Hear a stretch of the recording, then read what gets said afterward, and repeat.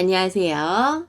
크라운 출판사 미용사 일반 NCS 필기시험 파트 1의 챕터 3 화장품 분류 두 번째 섹션 화장품 제조에 대한 수업을 시작하려고 해요. 화장품은요, 보통 10가지에서 많으면 한 70가지의 화장품 원료들이 이렇게 적절하게 배합되어져서 만들어져요. 화장품의 품질을 결정하는 안전성, 안정성, 유효성, 사용성 등의 결과는요, 화장품에 사용되는 원료들의 선별 및 배합 정도를 통해서 나타나요.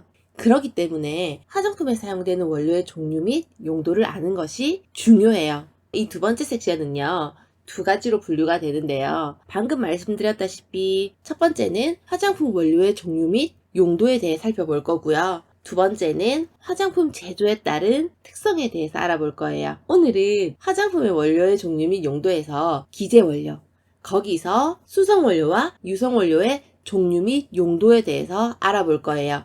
그럼 시작하겠습니다. 오늘 수업에서는 기재원료 중에서 수성원료와 유성원료에 대해서 말씀을 드린다고 했어요. 하지만 기재원료는 어떤 종류가 있는지는 한번 읽어보고 넘어가시면 좋을 것 같아서 가볍게 읽어보고 넘어갈게요.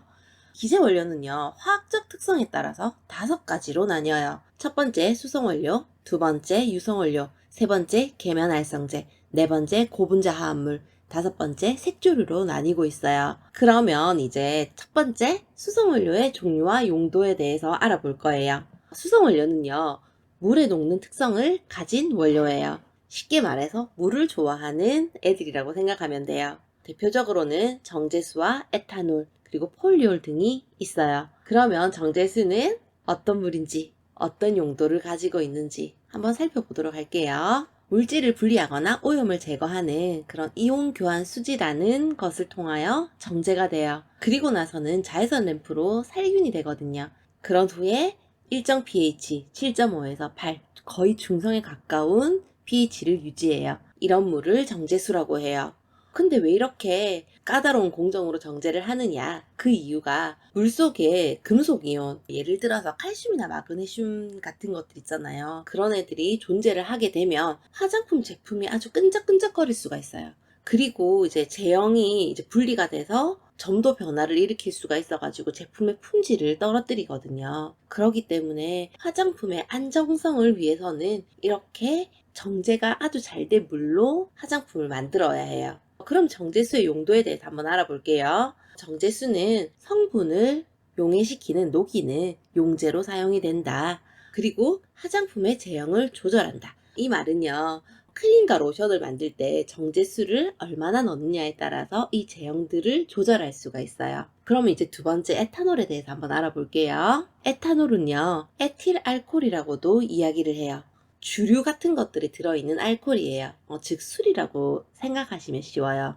그런데 술을 만드는데 사용할 수 없도록 변성제를 첨가해서 만든 변성 에탄올을 사용해요. 변성제 물질들은 뭐가 있는지 그냥 가볍게 읽어보시고 넘어갈게요. 불쾌한 맛을 내는 데나토륨 벤조에이트가 있고요. 소듐 살리실레이트, 메틸 살리실레이트, 살리실릭 애시드, 메틸알코올, 티부틸알코올, 다이에틸 프탈레이트 등이 사용이 돼요. 그러면 에탄올의 용도를 한번 살펴볼게요. 피부를 수축시키고 그리고 모공을 축소시키고 피지나 땀의 분비를 억제하는 작용을 하는 수렴작용을 하고요. 그 다음에 청결, 그 다음에 살균 효과도 내고요. 그리고 향수, 네일 제품에는 이렇게 가용화제로 사용이 되기도 해요. 가용화제라는 거는 그냥 조금 쉽게 말하면 녹이는 역할을 하는 거거든요. 그리고 거품 형성 방지제로도 사용이 되고요. 점도 감소제, 그리고 유화 보조 및 안정제 역할을 해요. 에탄올 아주 많은 역할을 하죠. 그리고 허브나 약재들의 그런 유효 성분들을 추출하는 용매로도 사용해요. 그런 원료를 팅처라고도 얘기를 하거든요. 그런 용도로 에탄올이 사용이 돼요. 그러면 이제 폴리올에 대해서 한번 알아볼게요. 닭과 알코올로서 2개 이상의 OH기를 가진 화장품 원료이다. OH기를 가진 원료들은 보면 물을 되게 좋아해요. 그러면 이 물을 좋아하는 특성을 가진 애들이 2개 이상이라면 상당히 물을 좋아하겠죠. 그러면 어떤 제품들이 있는지 한번 알아볼게요. 일단 프로필렌 글라이콜이라고 해서 글라이콜이라는 말이 붙으면 OH기가 2개 붙은 이가 알코올이에요. 일단 프로필렌 글라이콜은요, 항진균 발효 억제 작용이 있어요. 그래서 합성 보존제, 그 다음에 착색제, 용해제로 사용이 되고 있어요. 그 다음에 부틸렌 글라이콜, 사탕수수에서 발효시켜서 추출하는 원료예요. 글리세린 아시죠? 그 글리세린에 비해서 끈적임이 적고요. 그 다음에 끈적임이 적기 때문에 가볍게 사용할 수 있어요. 부틸렌 글라이콜도요, 항균성이 있기 때문에 보습제, 그리고 보조보존제, 그리고 용제, 향료 보유제로 사용이 되고 있어요. 그리고 헥실렌 글라이콜에 대해서 한번 알아볼게요. 헥실렌 글라이콜은요, 무색의 맑은 액체예요. 그래서 포인트 색조를 지우는 화장품 원료로 사용이 되고 있어요. 그리고 글리세린은요, 삼가 알코올이라고 해요. OH기가 3개인 알코올이에요. OH기가 3개나 있으니까 물을 되게 좋아하겠죠. 그래서 대기 중에 있는 막 수분을 흡수하는 성질들이 있어요. 그리고 좀 끈적거려요. 그렇기 때문에 10% 이상 함유하게 되면 열이 발생하고, 그리고 고농도로 사용했을 때는 대기 중에 만약에 수분이 없으면 피부 안에서 수분을 끌어들이는 역할을 하기 때문에 피부에 약간 자극적일 수가 있어요. 글리세린은요, 착향제, 변성제, 점도 감소제, 수분제로 사용이 돼요. 폴리올리오들은요, 보습제나 동결 방지, 어는 것을 방지하는 원료로 사용이 돼요. 이렇게 해서 수성원료로 대표하는 3가지에 대해서 알아봤어요. 정제수, 에탄올, 폴리올. 수성원료는 이 3가지를 기억하시면 되고요. 이제 유성원료로 넘어가겠습니다. 유성원료는요, 기름의 성질을 가진 원료예요. 그렇기 때문에 물에 녹지 않는 특성 또한 가지고 있어요.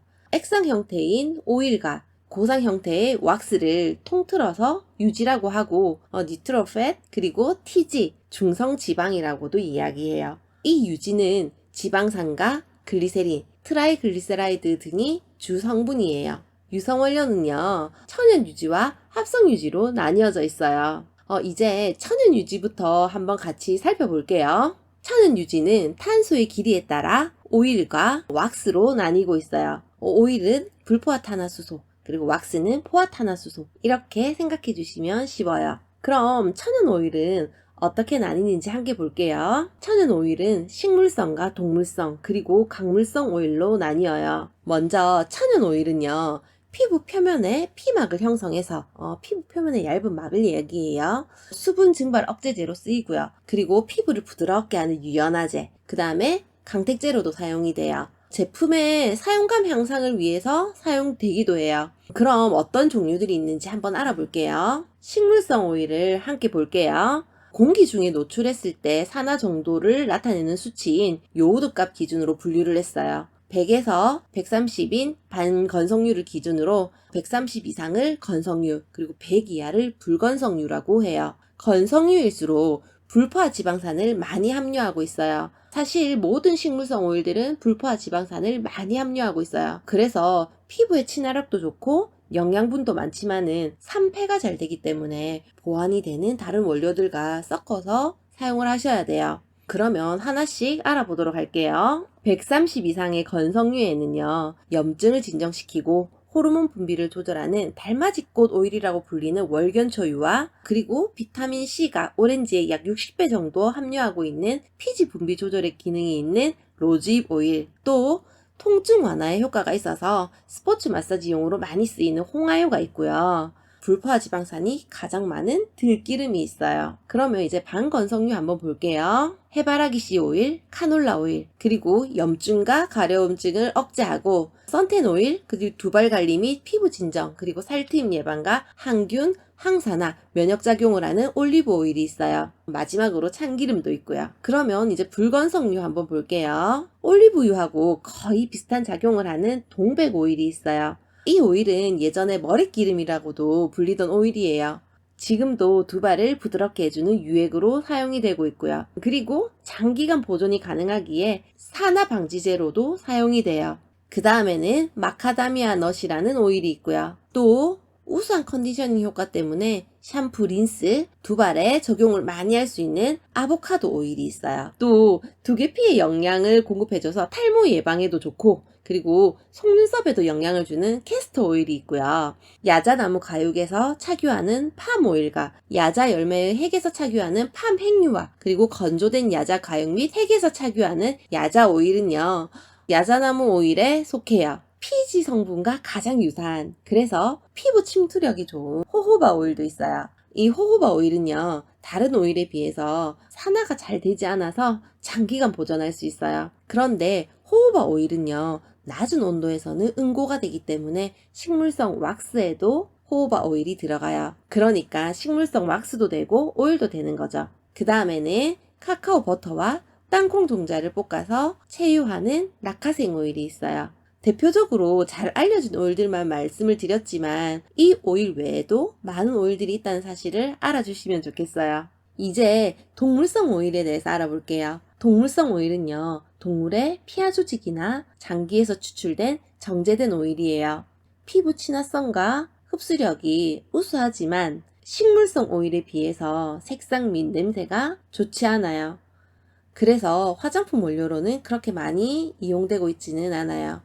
식물성 오일과 마찬가지로 수분 증발 억제제, 유연화제, 광택제, 사용감 향상제 등으로 사용이 되고 있어요. 그러면 어떤 종류들이 있는지 한번 알아볼게요. 첫 번째는 레시틴과 비타민 A, 그리고 스테롤이 함유되어 있는 나낭 오일이 있어요. 이 오일은요, 민감 피부용 유화제, 그러니까 기름과 물을 섞는 유화제로 사용이 되고 있고요. 피부 탄력을 부여하고 피부와 헤어 컨디셔닝제로 사용이 돼요. 그 다음에 밍크 오일이 있어요. 밍크 오일도 호호바 오일과 비슷하게 사람 피지에 가까운 성분이에요. 그렇기 때문에 흡수력도 좋고 항균 작용도 해요. 피지 성분과 비슷하니까 산뜻한 사용감을 가지고 있는 것은 당연하겠죠. 근데 이 오일도 선텐 오일로 사용이 돼요. 제가 식물성 오일 중에서 선텐 오일로 쓸 수 있는 오일을 말씀드렸던 거 있어요. 다 아신다고 생각하고 제가 말씀을 드릴게요. 올리브 오일이에요. 그러니까 밍크 오일과 올리브 오일, 그리고 아보카도 오일도 좋아요. 오일은 선텐으로 사용하는 오일이에요. 그리고 마지막으로 스쿠알란이 있는데요. 이 스쿠알란은 상어류의 간류로부터 얻어진 스쿠알렌의 수소를 첨가해서 얻은 원료예요. 그렇기 때문에 안정성이 좋아요. 피부 침투성도 좋고 노화 방지에도 좋아요. 동물성 오일은 나낭 오일, 밍크 오일, 스쿠알란, 이 세 가지 기억해 주세요. 이제 오일 부분의 마지막인 광물성 오일에 대해서 알아볼 거예요. 광물성 오일은요, 석탄, 석유 같은 광물질에서 추출을 해요. 쉽게 변질이 안 되고 유성감이 좋아서 식물성 또는 합성 오일에 섞어서 사용을 해요. 수분 증발 억제제, 유연화제, 사용감 향상제 등으로 사용되고 있어요. 그러면 어떤 종류가 있는지 함께 읽어보고 넘어가도록 할게요. 왜냐하면 광물성 오일은 뒤편에 탄화수소류에 가면 비슷한 내용이 나오기 때문에 거기에 가서 살펴보도록 하고, 지금은 종류만 한번 읽어보고 넘어가도록 할게요. 여기 종류를 보면 바세린, 고형 파라핀, 유동 파라핀, 미네랄 오일 등이 있어요. 지금까지 천연 유지 중에서 오일에 대해서 알아봤어요.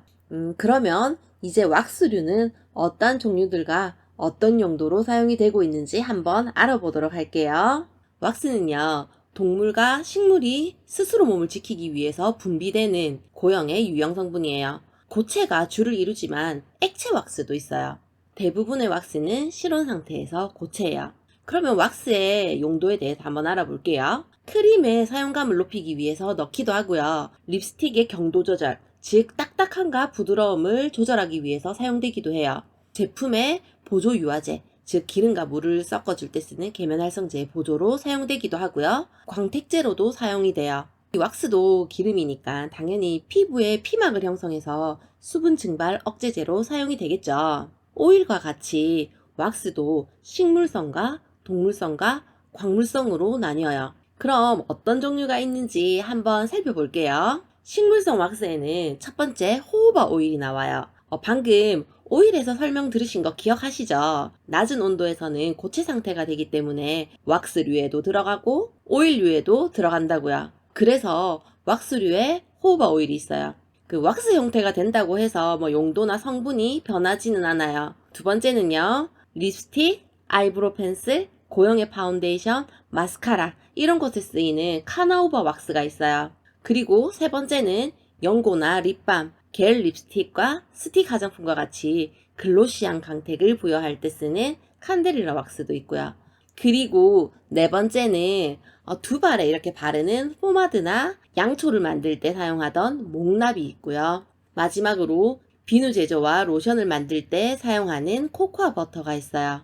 그러면 이제 동물성 왁스에 대해서 한번 알아볼게요. 첫 번째로는 양털에서 추출이 되며 피부와 두발 및 손톱의 보습에 관련된 기초 화장품과 태닝 및 자외선 차단제, 그리고 립스틱, 페이스 메이크업 제품에 사용되는 라놀린이라는 원료가 있어요. 두 번째는 꿀벌이 분비하는 왁스로서 벌집에서 채취하는 밀랍이 있어요. 이 밀랍은 크림이나 립스틱, 블러셔를 만들 때 사용하지만 피부가 민감해지거나 알러지를 유발하기도 한다고 하니 주의해서 사용해야 돼요. 세 번째로는 향유고래의 머리 부분이나 기름이나 살에서 얻는 경납이 있어요. 이 경납은 계면활성제, 점도 증가제, 착향제 등으로 사용이 돼요. 그 다음은 다 아시겠죠? 소기름인 우지와 돼지기름인 돈지가 있어요. 마지막으로는 석유와 석탄에서 추출하는 강물성 왁스도 종류만 한번 같이 읽어보고 넘어가도록 할게요. 강물성 왁스에는 파라핀 왁스, 미세 결정 왁스, 반디 왁스, 오조케라이트, 세리신, 몬타 왁스가 있어요. 이것으로 천연 유지의 종류와 용도에 대해서 알아보았어요. 그럼 이제 합성 유지에 대해서 들어가 보도록 할게요. 합성 유지도 합성 오일과 합성 왁스로 분류가 되어 있는데요. 합성 유지는 어떤 종류가 있는지, 어떤 용도로 사용하는지에 대해서 함께 알아보도록 해요. 합성 오일은요, 쉽게 변질이 되지 않으면서 사용감이 좋아요. 피부 친화력도 뛰어나고요. 온도 변화에도 안정적이에요. 하지만 이제 분해가 잘 되지가 않아서 환경 문제를 일으킬 수가 있어요. 합성 오일은 실리콘 오일과 합성 에스터로 나뉘고 있어요. 이 실리콘 오일은요, 실리콘 오일이 가지고 있는 분자 안에 아미노기라는 게 있는데 그 아미노기가 모발 표면의 단백질과 친해서 모발 컨디셔닝제로 많이 쓰이고 있어요. 원료의 이름 뒤에 메티콘, 실록산 이런 것들이 들어가면 실리콘 오일이 들어있구나 라고 생각을 하시면 돼요. 그럼 어떤 종류들이 있는지 한번 살펴볼게요. 피부 컨디셔닝제, 그리고 피부 보호제, 거품 형성 방지제, 그리고 선스크린 제품에 사용되는 다이메티콘이 있고요. 그리고 헤어 컨디셔닝제, 샴푸, 기포 방지제 등에 사용되는 데카메사이클로 펜타실록산이 있어요. 이제 합성 오일의 두 번째 합성 에스터에 대해서 알아볼게요. 합성 에스터는요, 고급 지방산과 저급 알코올이 결합된 것이에요. 피부에 유연성을 주고요. 산뜻한 감촉과 사용감이 좋아서 유성원료 화장품에 많이 사용되는 원료이고요. 화장품 원료를 녹이는 용해제로도 탁월해요. 그럼